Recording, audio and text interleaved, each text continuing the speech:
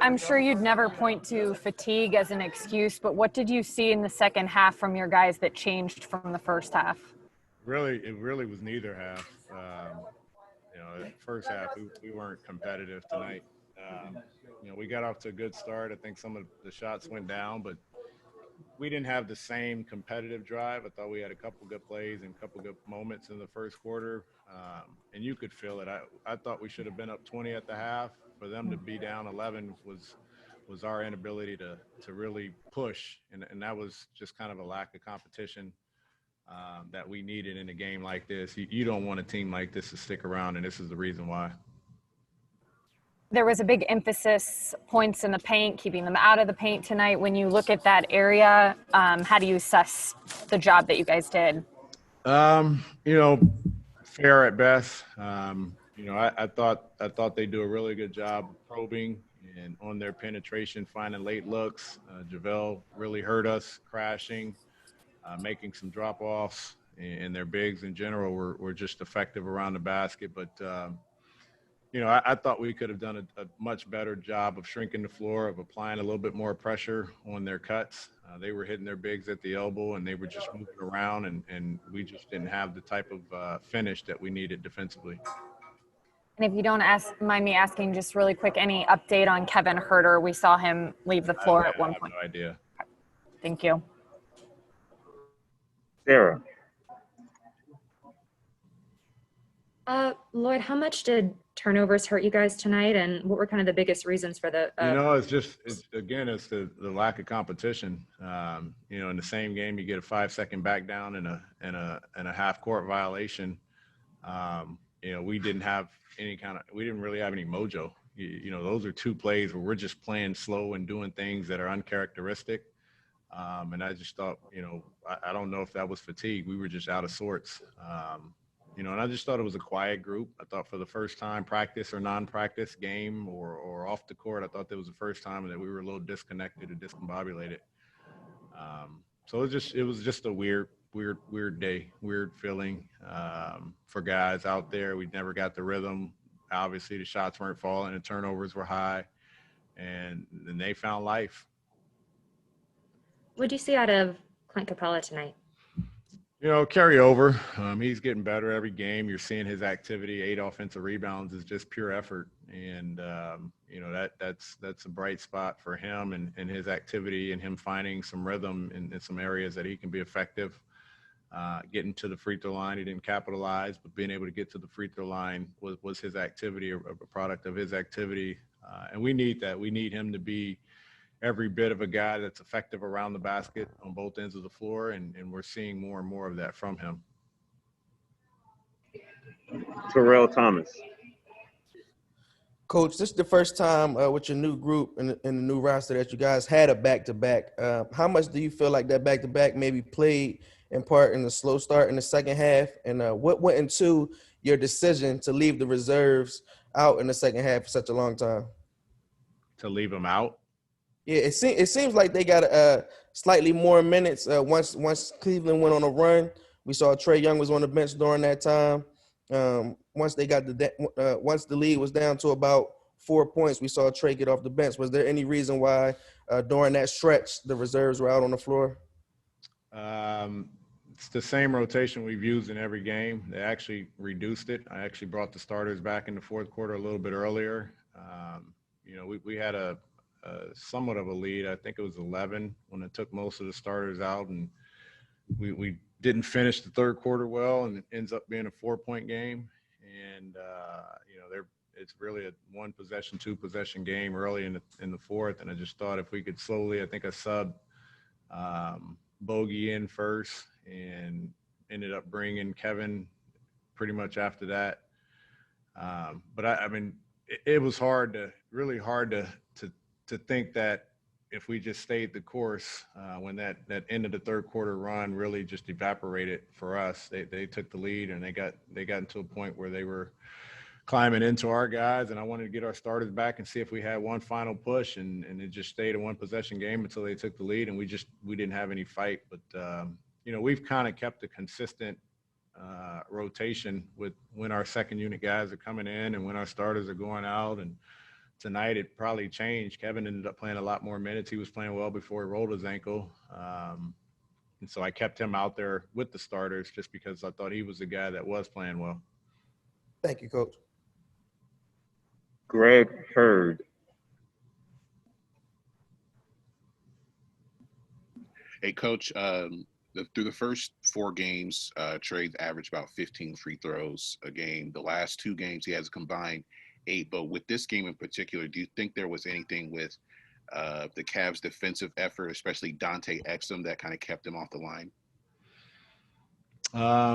You know, he normally knows how to create them. He didn't get many of those opportunities. We're guys. Obviously, if you watch film, you start to learn how to defend a guy. And, you know, hopefully if you're disciplined and you're doing your defensive game plan, you can avoid being in those situations where you're fouling. And I thought they did a good job. JB had his guys ready to defend without fouling, and he's the main guy. He's been leading the league thus far, and they did a good job of keeping him off the free throw line. Thanks, Jacob, Coach. Jacob Roth of CBS 46. Hey, Lloyd, I guess this is kind of a bigger picture question, but, you know, such a great win last night, kind of a letdown game tonight. How hard is it not to read too much into one game this early in the season with, you know, small sample size numbers all over the place? Is that just something that comes with experience, or how do you manage that? Which game are you reading into, the Brooklyn one or tonight? I guess, you know, both. You know, I guess you can't get too high or too low. How do you avoid trying to take too much from just one up or down, one way or the other? I don't. Every game you learn from, you try and correct your mistakes. I think I said it yesterday. You know, you don't celebrate much in this league, and we weren't going to celebrate Brooklyn knowing we had a 2-hour fight, got home at 3, and we had a game to play. We're not going to pout about losing to Cleveland. We're going to take a day off, and we'll come back ready to go, and we got a game on Monday, and that's just how the flow is. I wasn't celebrating Brooklyn last night, and I won't be too angry about Cleveland tonight. It's a long season. We got to continually get better. You learn some things in a game like this. You learn some things in a game like last night, but you don't hang your hat. You got to keep moving forward. We've got a lot of work to do, and we've said that from start to finish, and we'll continue to say that. Thank you. 2 more, Kelly Kroll. Coach, when you say that, to piggyback on that, what do you want your guys to learn from tonight specifically? Stay together. We mentality, stay together. You know, we need everybody. We need everybody to bring it, and we need everybody to support each other. It's really that. You know, you're in a back-to-back. You kind of assume some guys may be tired. It's no excuse, but it's just a reality. And you're hoping other guys. I thought BG came in again and gave us a hell of a spark in that second quarter. And you're going to need that in games like this. But that's really the testament of a team. We have to stay together. We have to be able to incorporate different guys at different times. And when you're struggling to score, or you're struggling to rebound, or you're struggling to do certain things, you need someone to come in and give you a spark. And BG did that tonight in the second quarter. We just didn't have enough of it from a lot of guys in the second half. Final question from Terrell Thomas. Coach, you mentioned a moment ago that you felt like tonight the guys just didn't have the mojo they've had early this season. Communication wasn't there. A quick start again, as you mentioned, Monday the Knicks will be in town. What was your message for your team this evening, and what will you be looking for? What will you be looking for out of your team on Monday when the Knicks are here? We got a day off tomorrow and get some rest. It's been a long week. Just got back into town late this morning. Early this morning, however you say it, you know, and when we meet on Monday, we'll get prepared for New York. You know, we'll put this one to bed. That's all we talked about. We didn't really say anything about New York. I haven't seen New York. We'll put this one to bed and watch the film and be prepared for our game plan against New York and what we can do coming off a day off. Thank you. Thank you, Coach. All right, thank you. Coach just a minute ago said he just felt like you guys tonight didn't really have the mojo, the energy. What do you attest that to? I don't know. I mean, for us, we just got to come out, better, and then just come out and just try to get a win. We should have played a little bit better and just didn't get a win. Well, and really, you guys got off to a decent start when you think about it. But what do you feel like changed down the stretch? Did they make adjustments, or did you just not feel like shots were I falling? think they just got comfortable. I think they got comfortable late in that third quarter, and then heading into the fourth, they just got comfortable. And then when it's a close game, it's anybody's game. There's no home court advantage here right now, and we're just out here playing basketball with not very many fans, and so you can't use that crowd and that home court advantage to your advantage. And for us, we just let them get into a rhythm, and I mean they got into a rhythm, and then it was close, and like I said, it's up in the air from there. Sarah. Trey, how much did turnovers kind of hurt you guys tonight, particularly some of those late in the game? And what was kind of some of the biggest reasons for those, you think? Yeah, I think some of those turnovers for sure cost us the game. Got to take care of the ball more. A couple of those late in the clock. Got a 15-second call. I don't know how many of those I've gotten since I've been in the league, but it happened tonight, and just one of those things when they're in a rhythm and you're getting back into the game. It's gotta lock in a little bit more. One bright spot was kind of Clint's performance. Has it been good to see him kind of find his footing and have a strong 2 games? For sure. He's Clint been playing really well. Something we're gonna need from him all year. I know he's still getting back from the injury, and then we got to get some other guys back from injury, and I'm excited to see what Clint's been doing, and he's been playing really well. Terrell Thomas.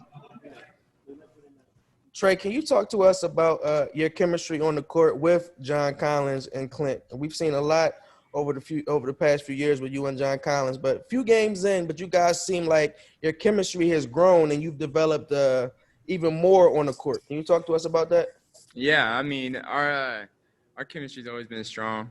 Me and our first games together were in summer league my rookie year, so we've been building a relationship on and off the court ever since then. So mine and John's relationship is really tight. You can tell on the court, and then me and Clint, we're really tight off the court, and just trying to continue to build that connection. I mean, on the court, there's a couple lobs tonight. Just trying to get him.